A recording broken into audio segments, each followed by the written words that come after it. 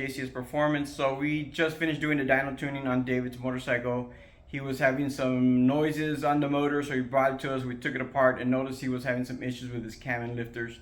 So we took that opportunity to take it apart and rebuild the motor. We were going to do a 117 and didn't have the time to do it, so we just poured and polished the heads, put some bigger valves, 58mm throttle body, put a Redshift 657 cam, and the bike came out pretty nice. So we're going to have a full motor build video on our YouTube channel later on.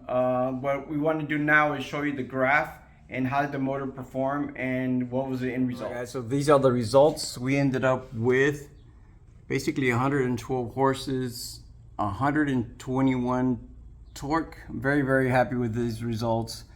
So there's the graph. It just pulls really, really nice. There is the air fuel ratio. The top one is the front cylinder and the bottom one is the rear cylinder. Real clean, very, very straight. So we did not have a base run because the motor was making noise. So this is we didn't have a before and after. So, but this is a 110 cubic inch low compression 10.8, and the reason why we did that was because we wanted to build a motor for him that needed to be endurance for long miles, hard miles, wide open throttle.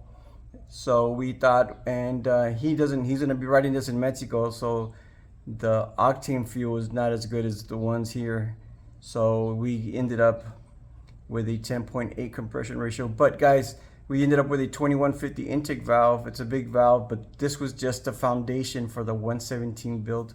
So make sure you guys go out to our YouTube channel and check out the motor build on this motorcycle, on David's motorcycle.